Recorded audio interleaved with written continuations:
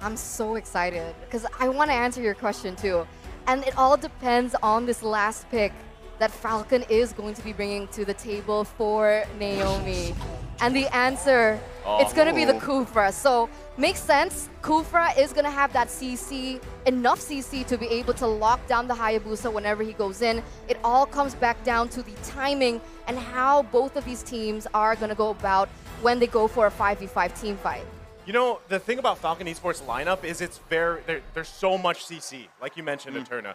But if for some reason ZipX cannot shine on the carry, right, which is, it is a tough situation to get to that point, but still, if you don't have that or even that Eve available, the damage is shut down, you're left with just a CC train at that point, right? You're going to be taunting, you're going to be setting things up, but if the damage isn't there and you're being outpaced by Onic Esports, that's going to be troubling, especially with pick-off potential on demand with having a Kaja. And not only that, but looking at the gold lane, right, CW, I feel like on this Beatrix may have the upper hand in the early game. A bit more range, a bit more variables coming in with the Beatrix. So many different options. Carrie's going to have to play it a little bit safe, and I'm wondering if Falcon are going to kind of play the babysitter. Well, here we go. Cheer for your team. It's Falcon Esports versus Onic Esports to kick off day number 1 here for the knockout stages.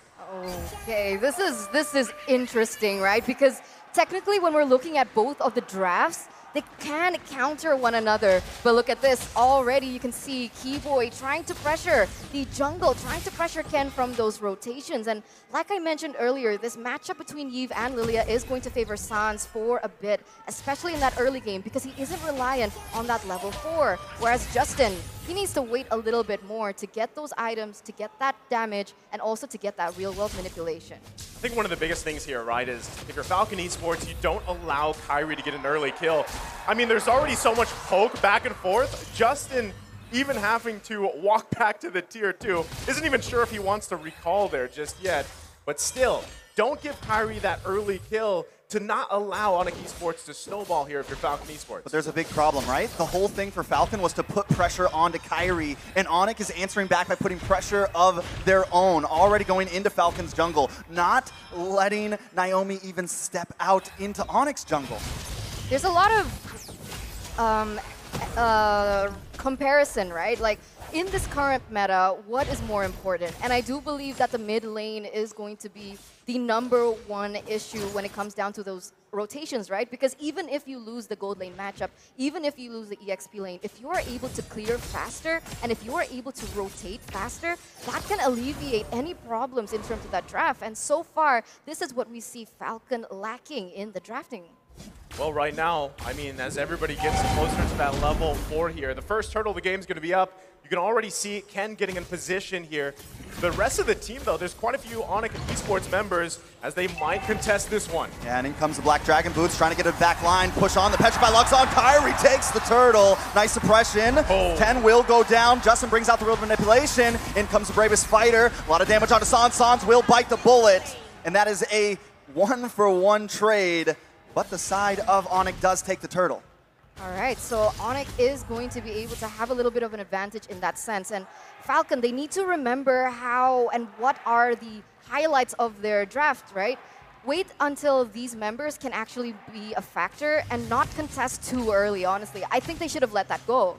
Yeah, I mean, I also like how both XP laners got those kills here. You're already going to see, right? Both. This is what you can expect from Kyrie, right? He is going to just be all in your space in your jungle, whoever is going to be playing against them, and that's something you have to play around here. So still, Falcon Esports, Yellow Flash grabbing that early kill here. We've seen just how strong a Lapu Lapu can even be. Sometimes he has to go 1 versus 2. It should work out, but still, pressure here on Ken's purple. Oh, Sans is caught in. In comes Kyrie, though. Does a nice amount of damage on Naomi. Sans will go down. Ken picks up the kill. CW comes in with an Eber's Passion. Ken's going to take a bit of damage, but Onic wants to back off here. They've lost 1 member, but Zipex is here to try to claim more. CW and Keyboy able to get away from that one. Turtle up in about 40 seconds, but it's still just 1-2. 1-0 trade so far, and it's still going to rely on Falcon to get that better advantage. What do you guys particularly think about the Yuzong and the Lapu Lapu in the XP lane? Well, I mean, both serve a purpose, right? What we're seeing a lot with this meta is Yuzong locked in for that back. They just go straight to the back line. The job here is to catch ZipX, right? I mean, he's got a flicker, but as soon as that's expended, you should be able to hit him with the Petrify. You have the Black Dragon form. You can cause chaos in the back. Meanwhile, you're still baiting everything out and relying on Keyboy to find that Divine Judgment lockdown.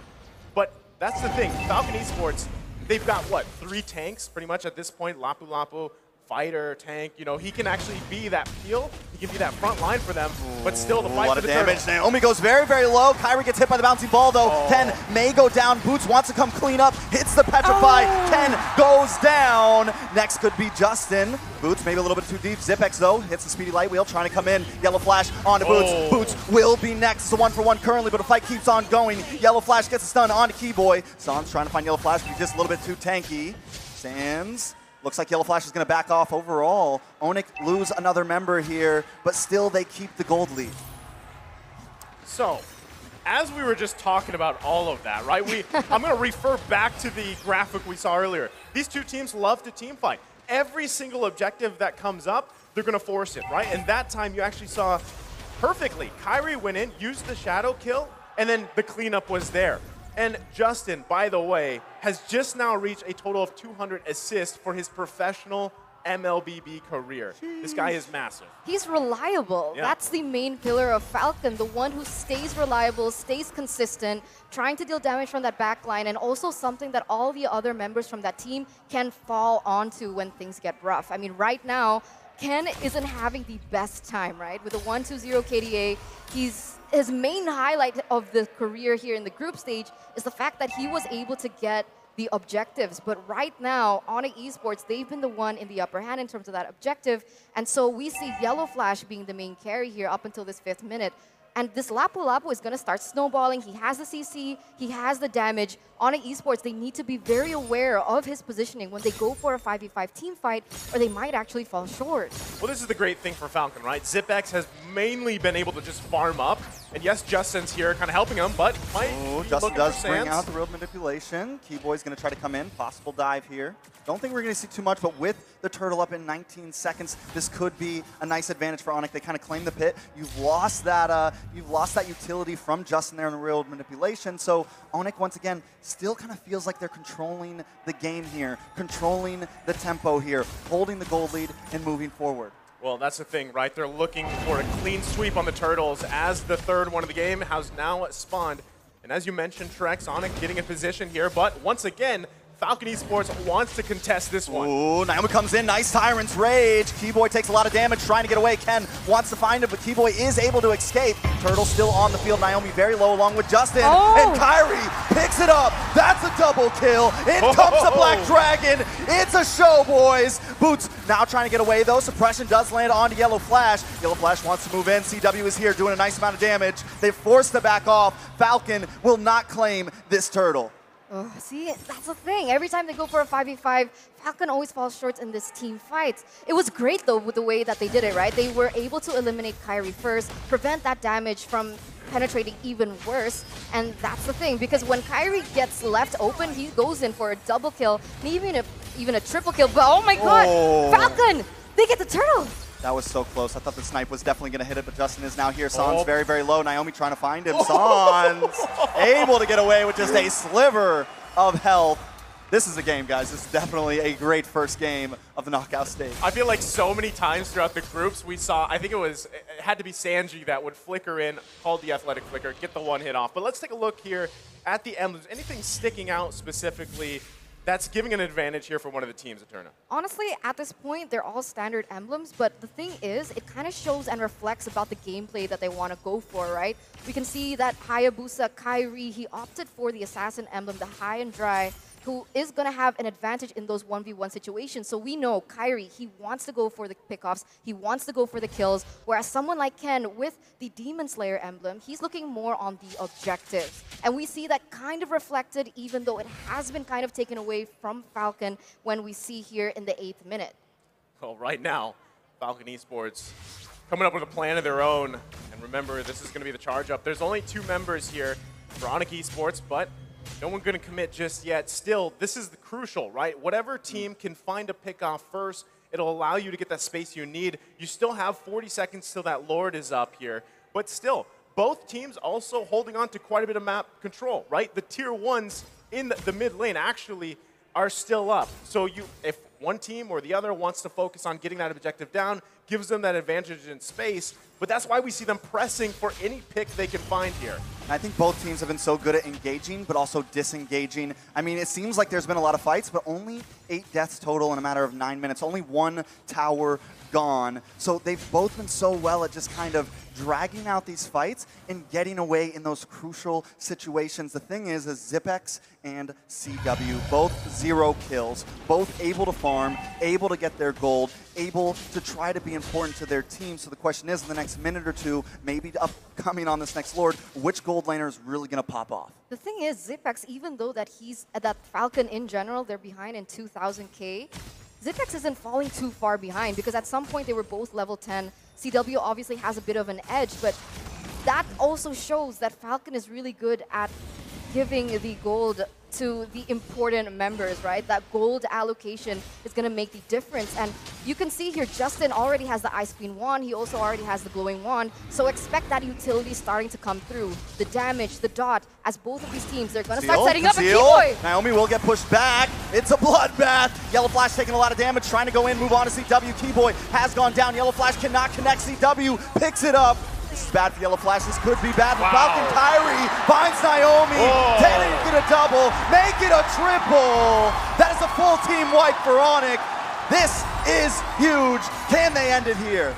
The king of the sky, and he just dismantled Falcon Esports here.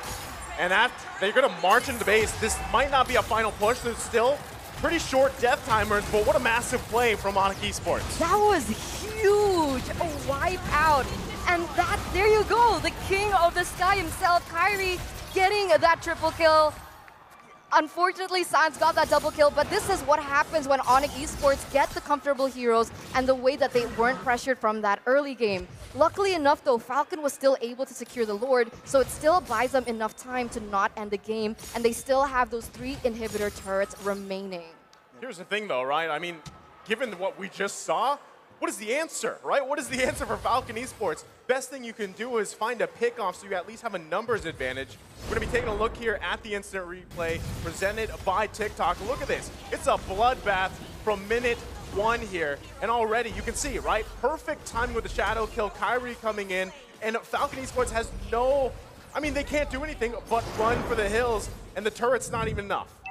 This is definitely rough. I mean, Falcon does secure the Lord, though, so we know their head's still in the game during these big team fights. When all the ults are going off, when bombs are in the air, they're still able to hold it together and secure the objective. So that could be the answer. If they can drag it out long enough, if they continue to get Lords and not let Onic get the full push, maybe they could fight back here. They just need to get this, the pocket strat. They need to surround Zipex. No one can go too far forward. They can't be full dive mode. They kind of have to move as a unit, I feel. I agree. I completely agree. That's something that I wanted to bring up. In that previous team fight, it didn't feel like they were synchronized. And the way that they've drafted, they need to be synchronized, right? You need these combo wombos to come through. You need the ult coming in from Naomi. You need the ult coming in from Yellow Flash, paired up with that slow and that penetration coming in from Justin.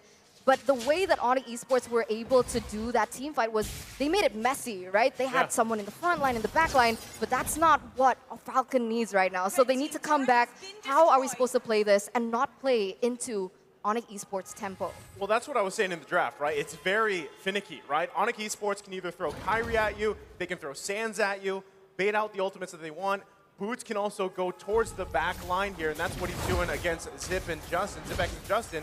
But not only that, then you also have to worry about a Divine Judgment dragging Zipex along or Justin, right? Those are 2 things that's multiple things that's working in Onic Esports' favor. So Falcon Esports, like we said in the draft, if they lose one of those big damage dealers, whether that's the carry or the Eve, you're in trouble, right? How do you even fight that? Because still across from you, CW, 7 assists, but running that weapon mastery, has the damage and items that he needs on this Beatrix pick, and he's kind of just chilling, right? In a lot of these team fights, he's able to just do freely what he needs to do on this marksman pick because of all that, back and forth from the heroes of Onic Esports. Oh, look at Kyrie, though. He's going to take this tower, able to get away. Doesn't even have to be down there for objective. So already, every moment, Onic is ready to make a play, and it's going to really kind of pull Falcon apart because that's the goal. Pull them apart a bit. This is going to be the first time, though, that Falcon does not make the initial start on a neutral objective. Naomi tries to find Sans here. That is going to be a big wasted utility.